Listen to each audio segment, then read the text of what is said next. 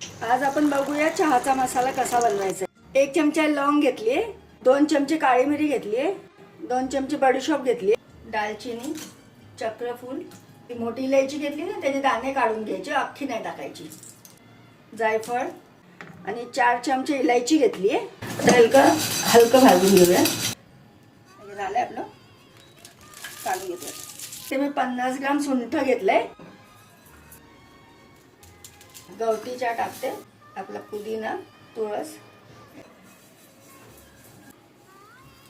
मसाला आपला थंड झालाय, आता आपण मिक्सर मध्ये वाटून घेऊया. मसाला आपला तयार आहे.